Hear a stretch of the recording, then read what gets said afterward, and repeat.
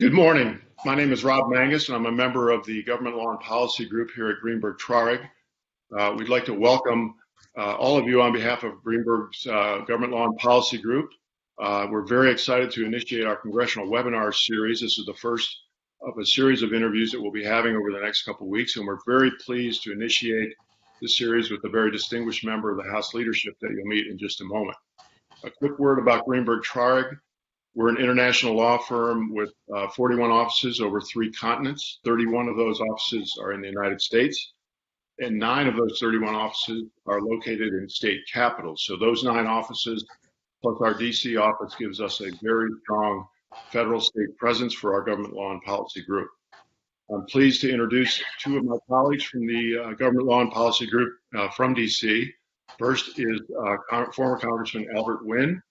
Albert served as the congressman from the 4th District of Maryland, just across the river from DC. He served for 15 years as a Democratic member of the U.S. House. And we also have Randy Forbes, who's a former member from Virginia's 4th District, which is Southeast Virginia, and includes his hometown of Chesapeake, Virginia. Randy served as a Republican member of the U.S. House for 16 years.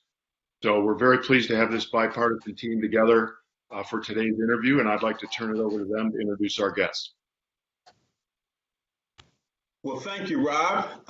It's a real pleasure to be here. I want to particularly thank you for all your hard work in pulling this together. I'm delighted to be here with my colleague, former Congressman Randy Forbes, and on behalf of the entire Greenberg Traurig family, we want to welcome Congressman Jim Clyburn and all of our guests this morning. Let me start off by saying a few words about Congressman Clyburn. We actually came into Congress together in 1993, and he's still going strong. He represents the 6th District of South Carolina, going from Columbia to the southern tip. This is important, folks. He's the eldest son of a minister and a beautician, both of whom were very civic-minded and grounded him in family, faith, and public service. He is the 3rd-ranking Democrat in the House as the Democratic whip. He's previously served as chair of the Democratic caucus and also chairman of the Congressional Black Caucus. Most recently, he was appointed to chair the Coronavirus Oversight Committee, which passed the House, and we'll be talking more about that later. Before we go on, I just want to make one quick observation about Jim. He and I are good friends. We go back a number of years, but he said something when he was talking about our current situation that I thought was very important. He said that his vision was to ensure that the greatness of America is shared by everyone, particularly those people who are poor and disadvantaged. And I think that is a tremendous vision of where this country ought to be going. And so I'm really pleased to welcome my good friend and former colleague, Congressman Jim Clyburn. Thank you for joining us.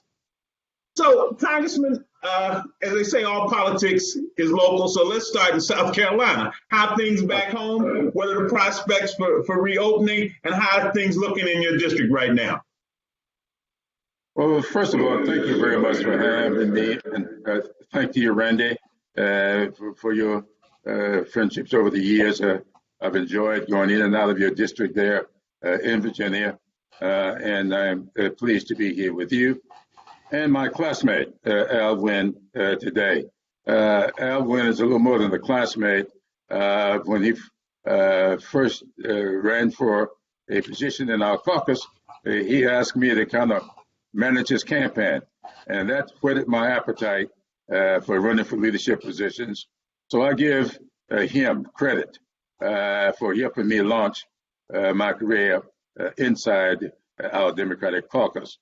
As for South Carolina, thanks for asking. We've had now confirmed about 5,974 cases of the coronavirus.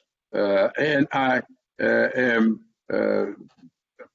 regret, really, having to say 174 of those cases resulted in death, one of whom was a first cousin and was named after my mother. And so this has struck very close to home with me. Now, we've had over 50,000 tests, and we are under threat now. And I say threat because the pressure is on to reopen the government. As you know, South Carolina's #1 industry is tourism. That's #1. When I first came to Congress almost 30 years ago, our #1 industry was tobacco. That was our largest cash crop. But we also had textiles. It's kind of interesting.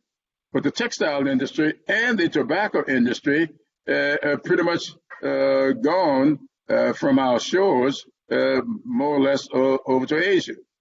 So South Carolina has been transformational in its economy and doing very, very well.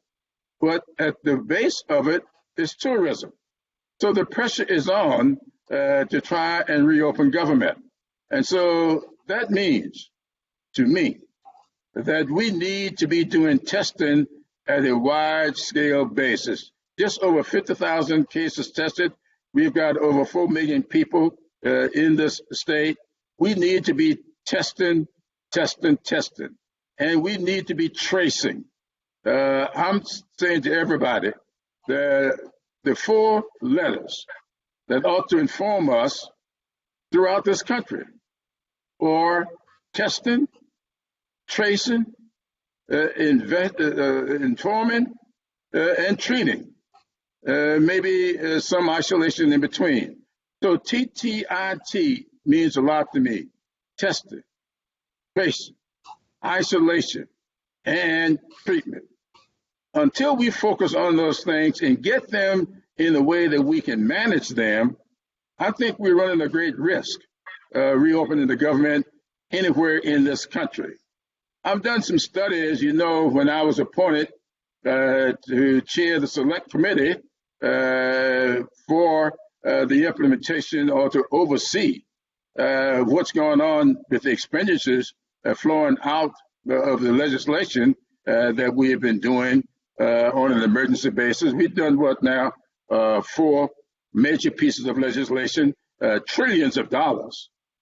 I started studying this committee. This committee is based on the old Truman Committee that was stood up back in 1941 to take a look at what the country was going to do with World War II.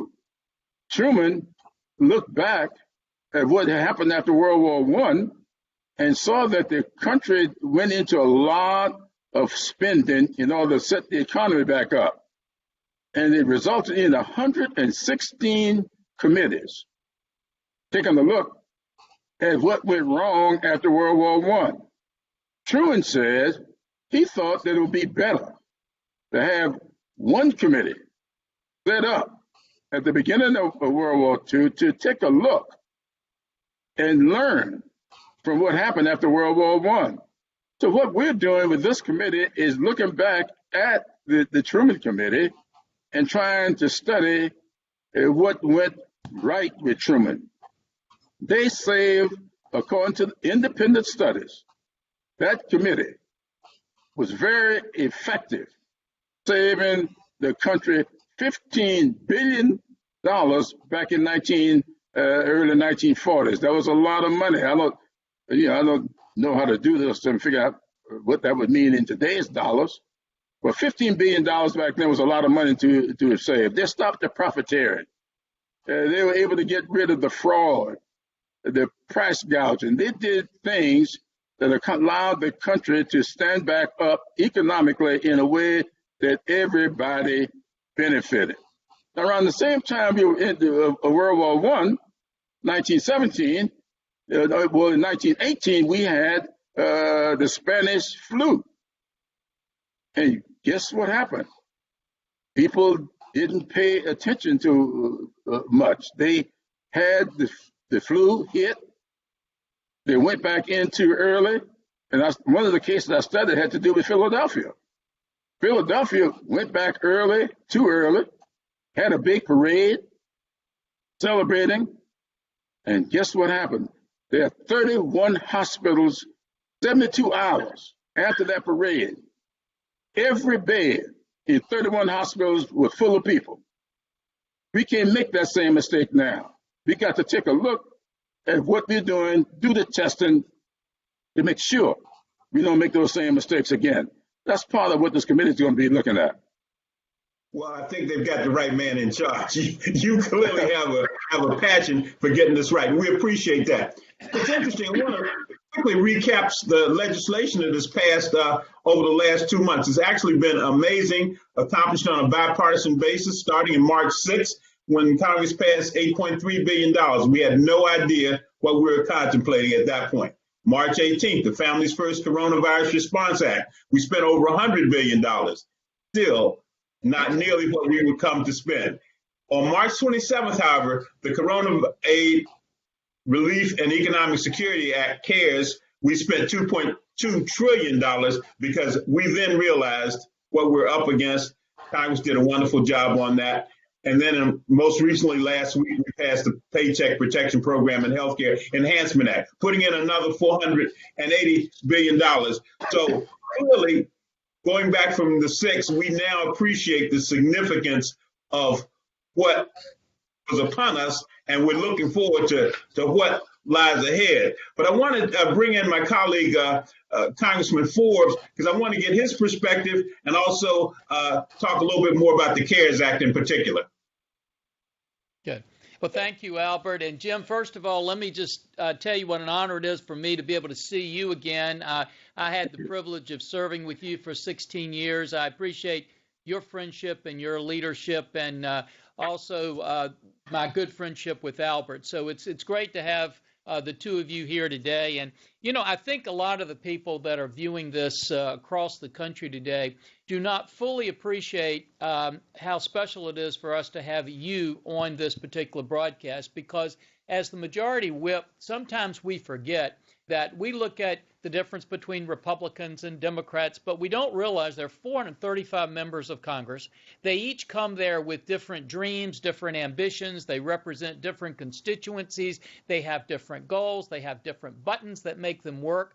I don't know of anybody in Congress that has a better understanding of each of those members than the whip does, because that's the role of the whip. And so you bring a unique perspective that probably nobody else in Congress can bring, in that you allow us to look through not just your eyes, but through the eyes of so many members in Congress to kind of weave a tapestry of how they think and what they're looking at. And I think three visions that we would love for you to share with us today as you look through their eyes.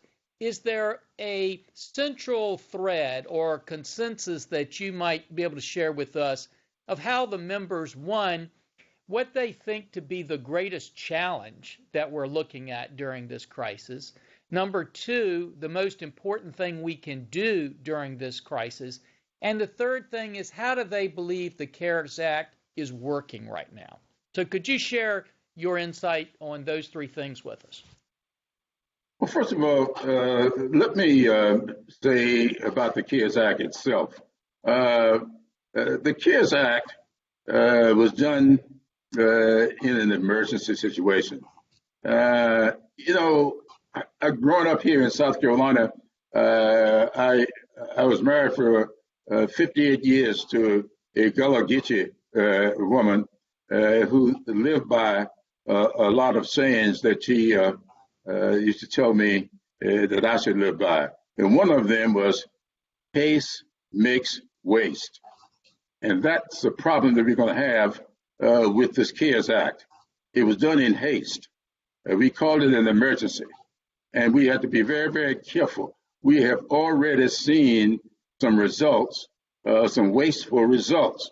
We did not take the time to differentiate between small businesses and large businesses, and small businesses and small businesses. The fact of the matter is, we now have over 200 corporations, publicly traded corporations, who have swooped down and picked over $800 billion dollars, $800 million dollars. We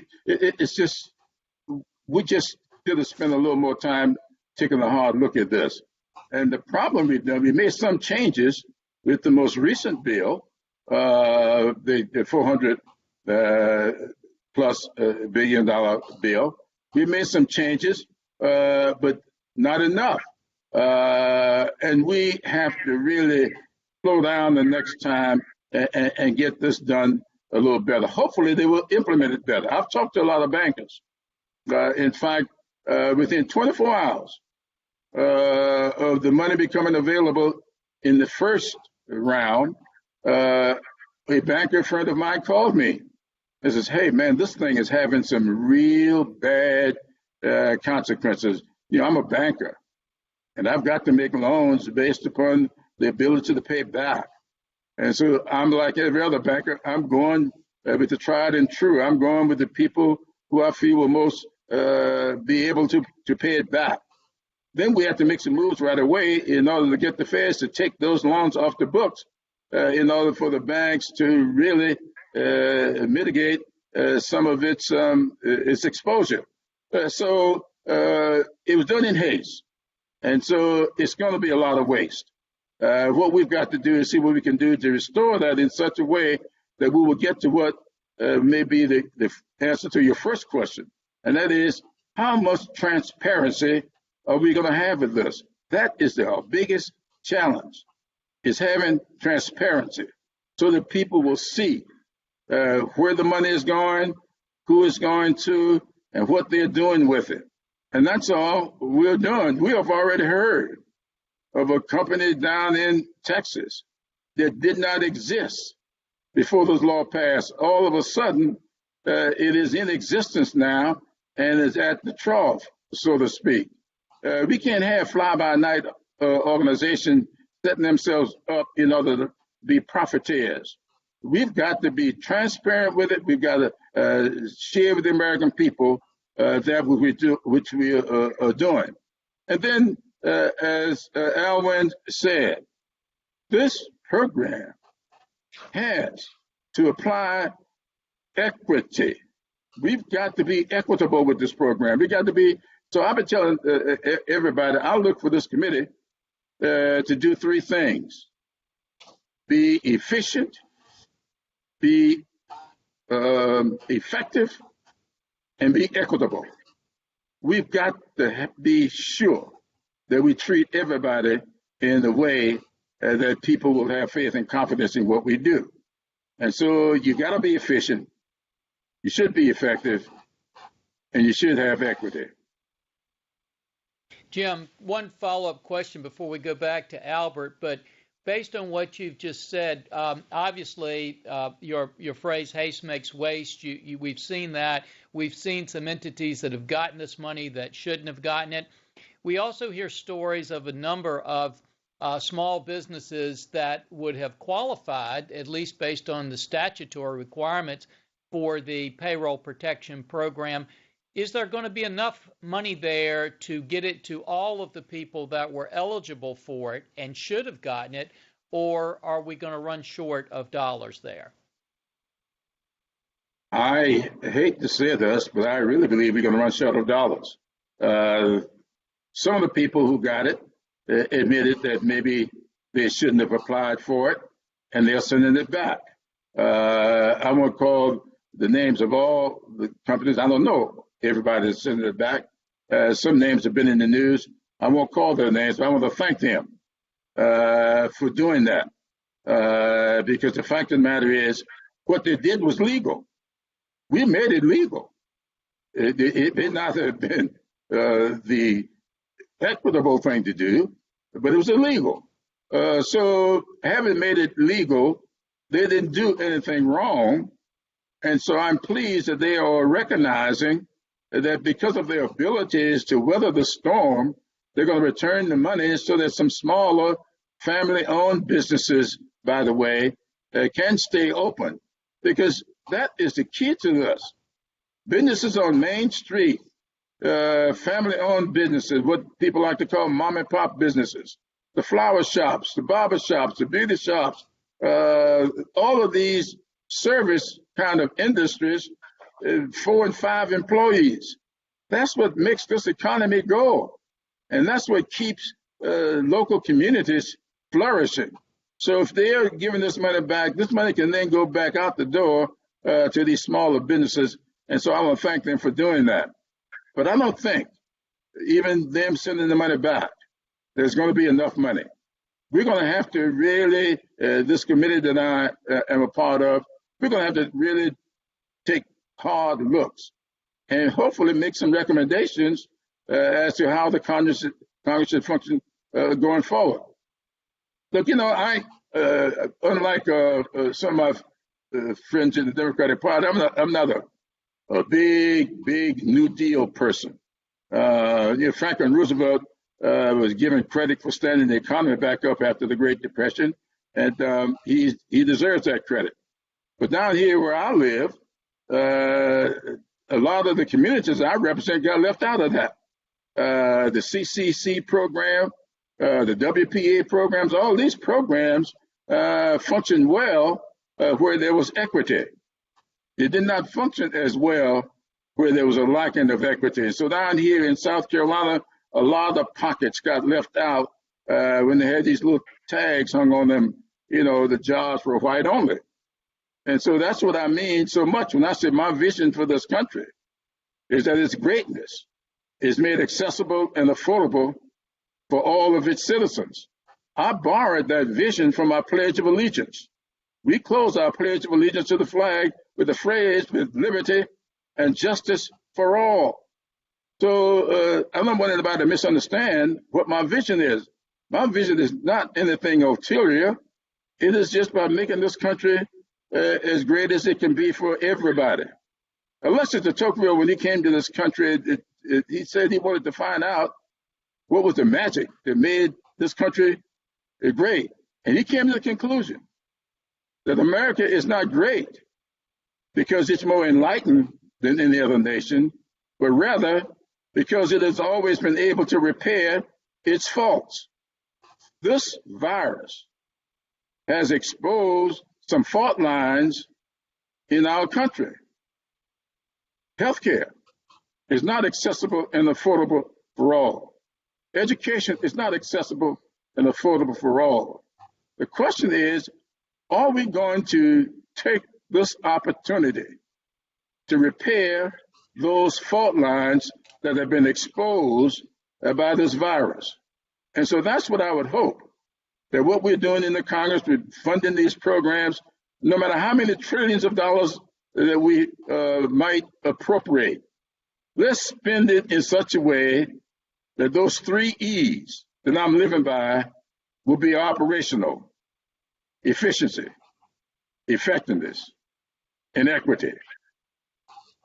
Thank you, Jim. Albert? Well, Jim, as usual, you have given us some very vital and important information. I want to follow up with the audience question. Several of the audience members listening right now represent entities that are not currently eligible, either because they don't have an SBA employer code or they're a nonprofit and not a 501c3 organization. So going back to an earlier question that Randy talked about whether there's enough money in the pot, do you think Congress will consider in future legislation broadening the types of employers who are going to be eligible for the PPP program?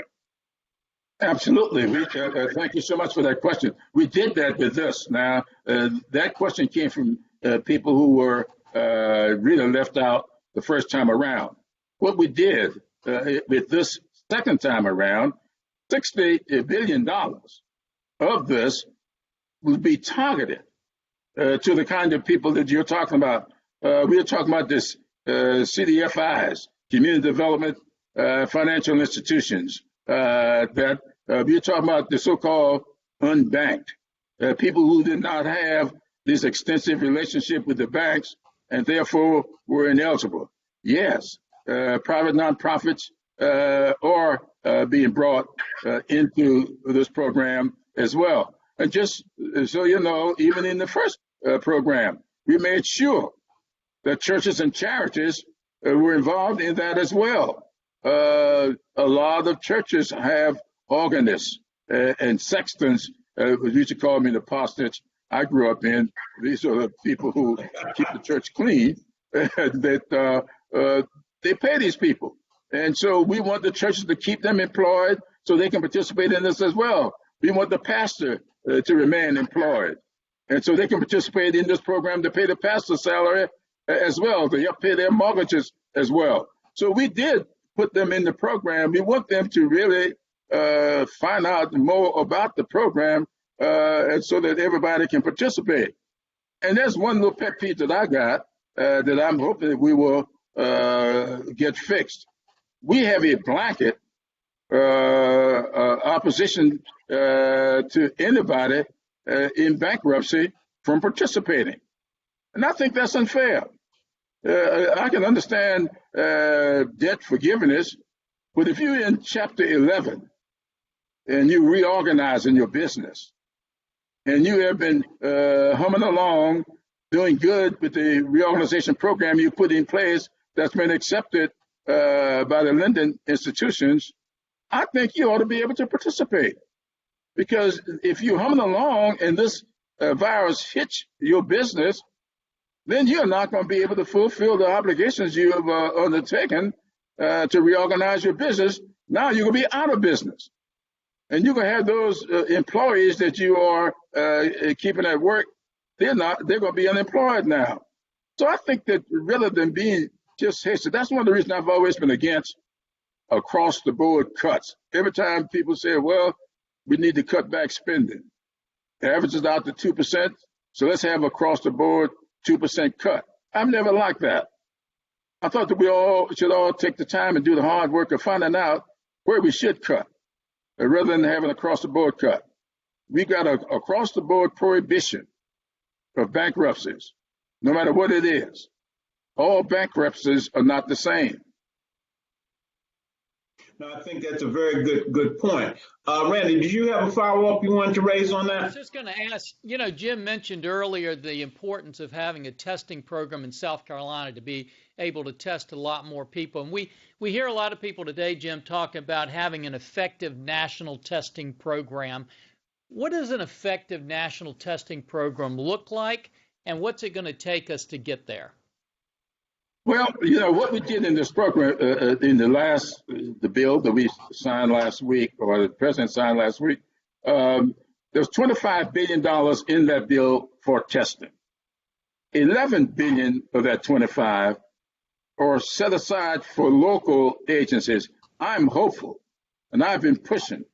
I've already met by phone with our governor here in South Carolina, Governor McMaster, with the president of the Medical University of South Carolina and the immediate past chair of the Medical University's board to put in place mobile testing.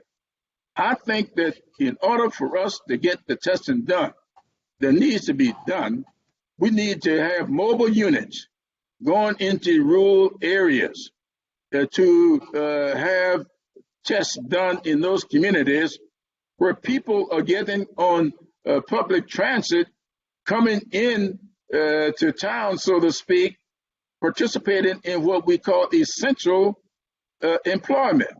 Essential employment is about more than the people who are at the hospitals. Nobody have more appreciation for the people at the hospitals than I have. I've camped out a lot at the hospitals in recent months with my wife's diabetes that she suffered with. We believe in essential work being more than healthcare deliverers. The people who work in the grocery stores, where people got to go and buy food, they are essential. Drugstores, other kind of community services, public service such as that, they are essential people. They come in basically on transit. All these people are hourly workers. We need to be testing in their communities. And the people who are out there who are not as mobile, they aren't going to come to these so-called stations that we set up. The governor admitted to me when I talked to him about this, he had 17 places where people to come and test. Now I looked at them, not a single one of those 17 were in rural areas. So that's what we've got to do. The testing has got to be modified in such a way. If you might excuse this personal preference, when Emily passed away several months ago, after losing almost a 30-year battle with diabetes, she had all her limbs because she was tested early. We detected the diabetes early enough to treat it. You can't, there's no cure for it, but we treated it in such a way that she didn't have the same fate of her father, who was a double amputee by the time he passed away, because we didn't detect it. He didn't test early enough, and we detected it too late. That's the difference that we can have when you have testing. Rich Hollins and I, the former senator from South Carolina, earmarked money to purchase testing units to go throughout rural South Carolina testing for diabetes. At the time, South Carolina was #1 in the nation in amputations because of the late detection of diabetes. After that program, we lost that ominous reputation because we got diabetes under control and we could treat it earlier, we could diagnose it. And once again, let me say this because I don't know if you're going to get to it and I don't want to run the risk of leaving this program not saying it. Look, we're talking about a broadband, we're talking about infrastructure programs going forward. Everybody's talking about the next big infrastructure program should be a big infrastructure program. Well, let me tell you, #1 on an infrastructure bill ought not be roads and bridges or water and sewage. It needs to be broadband. If we are going to have effective delivery of health care to all, you got to have broadband because you got to have telehealth in order to make it work. You got to have community health centers in order for health care to be delivered effectively. And we're not going to be able to have an effective education system without broadband. Dr. Fucci is saying unequivocally that there's going to be a revisit of this virus in the fall. Does that mean we're going to have to close schools again? If we're going to close schools again, or our children are going to lose 2 years of school, the only way to get around that is to have broadband. And we ought to be funding a big broadband program today. $82 billion will build out broadband for everybody in this country, just the way we did for rural electrification. Representative Forbes, your state and mine, where would we be today without rural electricity? I read the book on it. There's a book, little tabletop book that I commend to everybody. It's called The Next Greatest Thing. That book's title came from a testimony in a rural Tennessee church where a man stood up in church one night and says, "Brothers and sisters, the greatest thing that you could have in this world is the love of God in your heart. And the next greatest thing is electricity in your house." I think it's time for us to have broadband in every house. The next greatest thing. And Jim, as we go to Albert, one of the things that we don't want to forget to do either is to recognize everybody's experiences losses these days. We see so many of them. We want to just acknowledge and give you our condolences for your loss. We know what a fight that was for you, and we just appreciate all that you did in that battle. Albert? Thank you. Thank you. I absolutely concur. As you know, I was a big fan of Miss Emily, your wife, and I know that she had a great life, but I know it's a real tough thing for you to deal with. You touched upon earlier some issues relating to health, including broadband as it relates to telehealth. But one of the questions we have from our audience is whether or not this situation will force Congress to take a fresh look at expanding Medicaid. Because there's so many people, particularly in the low-income areas, who cannot access or afford health care, and Medicaid could be an answer. I was curious as to your thinking on that. Well, thank you so much for asking that question. Just before I got on with you guys today, I was on the telephone to Senator Jerry Malloy. Senator Malloy, a good friend of mine, and I were talking about that question. South Carolina is one of those states that did not expand Medicaid. Quite frankly, that was a political issue. In talking with the governor, and I said to Jerry Malloy today, I said, look, the governor, you've been appointed to this committee to work on opening this state back up.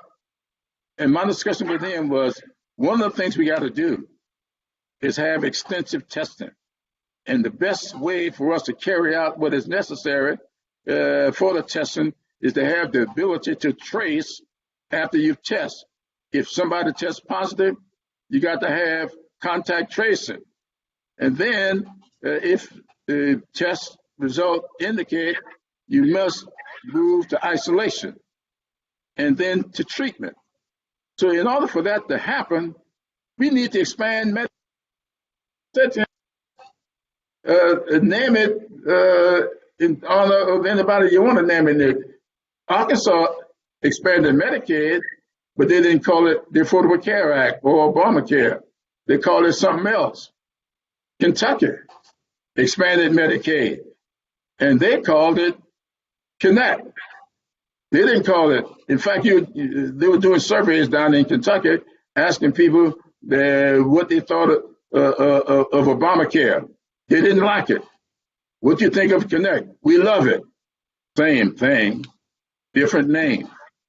So I said to him this morning, y'all need to take a hard look with this committee and come up with some recommendations as to how we can have health care in these rural areas, even though you may not want to call it expanded Medicaid, call it anything you want to call it. But let's have the service.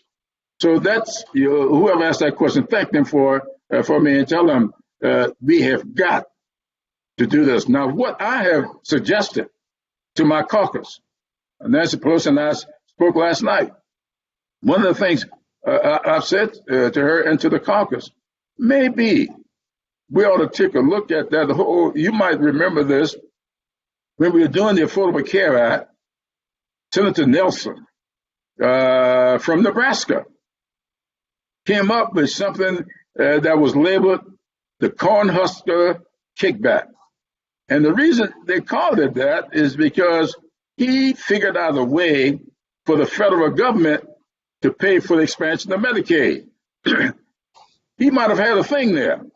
And maybe we ought to take a look at that. I don't want to call it the Cornhusker Kickback, but let's call it something else and make Medicaid expansion a part of our federal expenditures. Pay for it 100%. I think that would be a great idea. Randy, what's up next? Well, Jim, we've talked a lot about the CARES Act and special funding we had to get for that, but you also have regular orders of business that Congress has to deal with, and a lot of the people that are viewing this are very concerned about our appropriations bills this year with Congress dispersed and not being there. What's your prediction about our appropriations bills and also our national defense bill? We've had that for 60 years in a row. Do you feel we're on track to have approps bills out and an NDAA bill out this year? I think so. We will have a caucus meeting today. I think it's at 2 o'clock today. No, it's 4 o'clock today. I think that Nita Lowry at our last caucus meeting made it very clear that she plans to do these appropriation bills on time. I think she's going to want to do that in spite of the difficulties that will entail. She has a great staff, and I really admire her staff a whole lot, and I like her a whole lot, and she's retiring. And so I would love for her to leave the Congress having done the appropriation bills on time in a very difficult situation. So we're going to work very hard to try to get that done. We can't afford not to do NDAA. I think all that will be done on time. I have not talked to anybody about that bill as to what the markups are all about. Senator Hoyer and I who is from Maryland, talk a lot. He's the leader. And we talk about a lot of stuff. We have not talked about that yet. So I cannot say that all is on track to be done on time. When you're postponing the time for paying your taxes, you might postpone the time for collecting them as well. Let me jump in, Jim, with a question I think is on a lot of minds in the business community. We're operating under an emergency situation, in a high-risk situation. People are being put in very challenging situations. The concern is about liability and who may be liable in this environment. Already some lenders are facing a class action suit as a result of the PPP program. And so the question that I wanted to raise was whether Congress would consider any legislation, short-term liability protections for businesses who may be exposed to problems as a result of the virus and what we're doing right now to combat it. Well, if my memory serves, I'm going to keep up with all the lawsuits that are being filed in the country, but I think the lawsuits that I'm aware of are being filed for the lack of participation, being filed because people were not allowed to participate or too far down in line, or monies went to people who should not have gotten it, they think, and they should have gotten it. But as it relates to liability, if I remember correctly, the Fed stepped in and said to all the lenders, look, we aren't going to count this against you. Come on, be lenient with this. Make these loans. We'll take them off the books. So the liability has been, if not eliminated, reduced substantially from making the loans. We stepped in with the second piece of legislation to really stipulate that monies had to go to certain places and had to be certain financial institutions that did not get a chance to participate the first time. I think I may have mentioned already, the CDFIs, the Community Development Financial Institutions, are being earmarked with $60 billion set aside for that, $30 billion of which will be for these institutions to participate. So I think that we are taking that into account, and hopefully we can settle those lawsuits. I would hate for us to spend a whole lot of this money now filing and defending lawsuits. I know I want you guys to go ahead and make a living, but we work on that somewhere else. Let's get these funds there to the proper people up front. And that's why we need to take time and be very careful with this. That's one of the reasons, one of the things I'm going to be asking this committee, and I hope that I think Ms. Pelosi is prepared now to make her announcement maybe in the next several days, maybe tomorrow, of who she's going to put on the committee. And hopefully we'll get the same from the Republican side as who they will put up. And so this committee can get together and think about what we can do to make sure that everybody participates in this process in a fair and equitable manner. Which brings us to the question I think that's on everybody's mind, the next bill.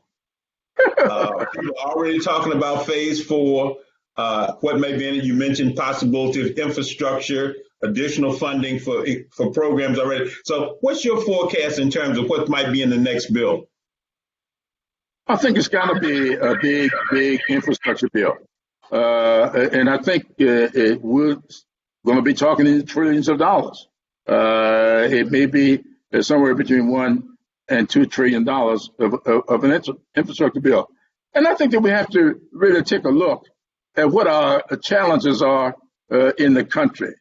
I think it's important for us to put every facet of our economy on an even, not maybe it won't be even, on an equitable footing. Let's take a hard look at that. And that's why I say, number one, on an infrastructure bill needs to be broadband. And I think that after that, we need to look at roads and bridges. We need to look at water and sewage. And I put water and sewage at number 2, roads and bridges at number 3. But I really believe that irrespective of what the order may be, we need to have a comprehensive infrastructure bill that will not just take care of the roads and bridges that exist and the water and sewage that exist, but that will allow us to get everybody connected to each other. What would this country be like if every school child had access to the internet? What would it be like if every home had the ability to connect with healthcare? I mentioned my wife earlier. One of the most amazing experiences I had was about 10 or 15 years ago. I went into her doctor's office and I sat down with him, and he showed me a monitor sitting on top of his desk, and a person 136 miles away, down close to Savannah, Georgia, sat in an office there in the community health center with his eyes to a monitor, and the doctor sitting here in Columbia, 136 miles away, conducted a diagnosis of that patient looking at his eyes on a monitor. That's the kind of health care we got to have all over. And you aren't going to get there without telehealth. You can't get there without broadband. So we need to have a comprehensive health care bill. Now, after looking at that, then I hope that this select committee will have done enough work, will have had sufficient hearings, would be in position to make some recommendations to the Congress as to how it ought to appropriate monies and where it ought to appropriate monies and how much it ought to appropriate for other things that we might detect needing to be done. We mentioned earlier that I think we're going to run out of money for the small business stuff. I think that we need to take a hard look at getting businesses, some of which are going to close, getting them set back up so that local communities can function and even flourish. So I think that there's going to be a comprehensive bill, and broadband, infrastructure ought to also include school construction, housing. We need to have a housing program. When I talk about making the greatness of this country accessible and affordable, healthcare accessible and affordable, housing ought to be accessible and affordable. That's the way most individual families build wealth, is through home ownership. And I think that that's what we've got to do. So this infrastructure bill, in my opinion, needs to have housing in it as well, school construction as well. I can take you to schools here in my district where leaky roofs occupy as much time on rainy days as school construction does. So I think that we need to take a look at that. Very good point. Very good point. Got a question there. Jim, we've talked about testing and the importance of that. We've talked about, obviously, financial assistance. But one of the big things on everybody's mind, we know that we're going to have before we get back to anything close to normalcy, is going to be a vaccine. What have you heard, or members of Congress have heard? We hear so many different things. What have you heard about the possibility of a vaccine and how far out it may be before we have one? Well, thanks for that question. I understand that there are I know of at least 14 entities working on the development of a vaccine. 3 or 4 of them are in human testing stages now. But I hear that we're 12 months out, and that's a long time, which means, and everybody says, that's only prevention is going to be developing a vaccine. But this country's been there before. I often talk about my childhood when polio visited my childhood twice, my neighborhood twice when I was a child, and leaving one of my playmates dead and another one crippled for life. But this country buckled down, and we had people, Albert Sabin, Jonas Salk, they went to their labs and they unlocked some secrets. And they found out how to drive polio out of this country. I talk about the challenges we had during World War II. And so many soldiers died on the battlefields, not because of the wounds that they received, they died because of the loss of blood.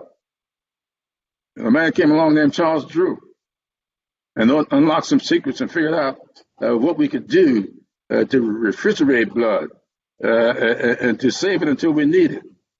That's the kind of innovation we got to have here.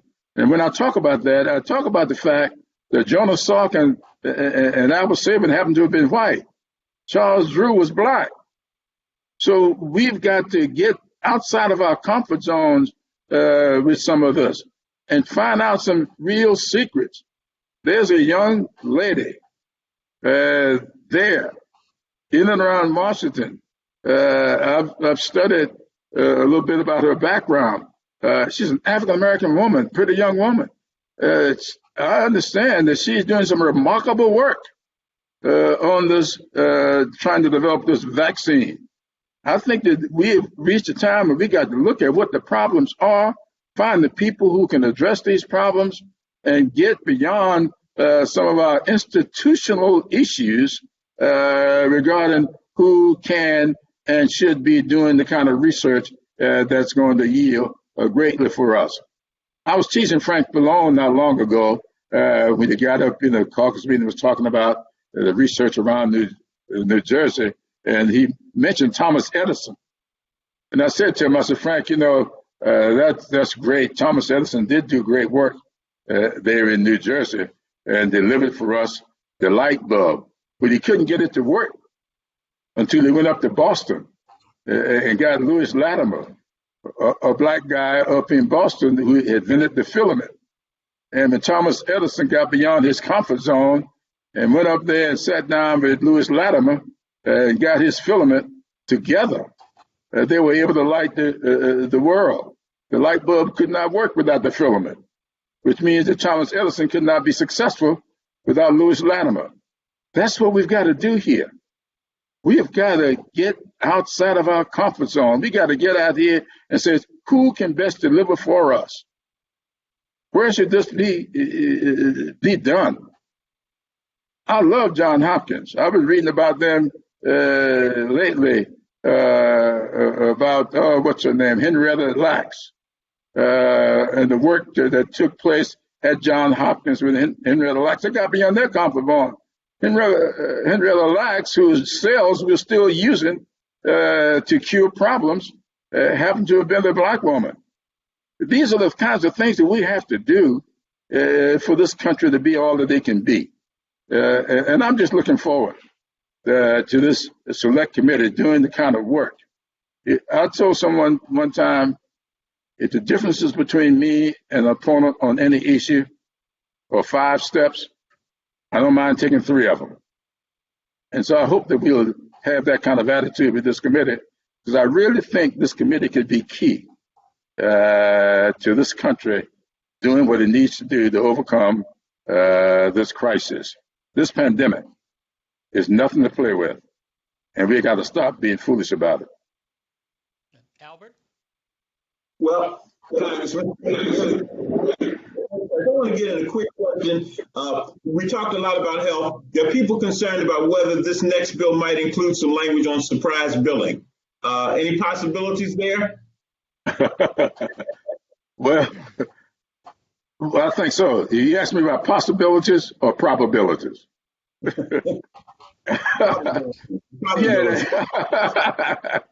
I think it's possible that we'll do some of them surprise building. Even the president mentioned recently something about surprise building. So I think we can find common ground and do something about surprise building. Once again, I say that we can be no more or less than what our experiences allow us to be. I've had some experiences with surprise building, believe me. I'm sure. And I think people are concerned because in the midst of this crisis with people, sadly, going to the hospital, this is the last thing they need is some surprise building. Well, we're drawing near our close. I want to give Randy the last word. I know he's got a good wrap-up question that he's been wanting to ask that will encapsulate some of what we've been talking about. So I'm going to turn it over to Randy for the last word. Jim, our time has gone by so quick. We enjoyed listening to you, but more importantly, we just enjoy being with you. This is kind of the new norm that we're with you when we're just virtually like this, but it's been a treat for Albert and I. And, you know, years ago, I remember going in the Armed Services Committee one day for a hearing, and right before the hearing started, one of the generals came up, as you know, they oftentimes do, and they were greeting us all in the back row, and one of my colleagues looked at him and said, "General, are you going to give us the information we need to hear today?" And without batting an eye, he said, "Yes, sir, as long as you ask me the right questions." And, you know, so many times I've been in events like this where at the end of it, you're scratching your head and say, well, we've answered a lot of questions, but they didn't ask the most important question. You're the majority whip. We don't want to miss an opportunity to take advantage of all the breadth of what you see and what you've been analyzing in this situation. Have we missed a question? What is the question you think that we need to be asking most in this whole situation we're in? And take whatever time you need to just give us a wrap up of how you would answer that question. What's the most important thing as Americans that we need to be asking now? And what answer would you afford to us? Well, I don't know if I know the most important question. I would say this, though, and I hope I'm not being insulting to anybody, but you know, my father, the fundamentalist minister, used to preach as often from the Old Testament as he did from the New. And my favorite Bible verse happens to be an Old Testament verse, Micah 6:8. And what does the Lord require of thee? But to do justice, to love mercy, and to walk humbly. I think that we have reached a point in our society where we've got to ask ourselves, are we doing that which is just? Are we being merciful with our efforts? Are we being humble enough for everybody to feel comfortable interacting with us? That, to me, is what we are challenged with going forward. I'm hopeful that we are going to meet that test. We are going to overcome that challenge because this country is worth saving. Our people are a great people, all of which have had a different set of experiences, but all of which bring to our growth and development a certain willingness to make sacrifices for the whole. And that's why you see people who are looking back now saying, I'm giving this money back because there is somebody else in more need for it than I am. That's the kind of attitude that we're going to have if we're going to survive this crisis, because it's going to be a long time with us. And I thank you guys for having me with you. Jim, on behalf of Albert and I and our entire Greenberg Traurig family, we just want to thank you, not just for being with us, but for your long service to the country. and we've enjoyed being with you today. And with that, I'm going to toss it back to our co-managing shareholder, Rob Mangus, for a wrap-up. Thank you, Randy, and thank you, Albert, and a very special thank you on behalf of everyone at Greenberg Traurig, the Majority Whip Jim Clyburn, for his time today that he allotted us, and also his great insights and his wisdom. I know that the views that he expressed were very informative for our audience today, and we're very grateful to him and appreciate the role that he plays in Congress and will continue to play in the weeks ahead. I'd like to just, as a final word, remind everyone we'll be having our second webinar in this series on Friday, May 1st at 10 a.m. Congressman Tom Cole from Oklahoma will join us at that time. If you're listening today, you'll receive an invitation to Friday's webinar.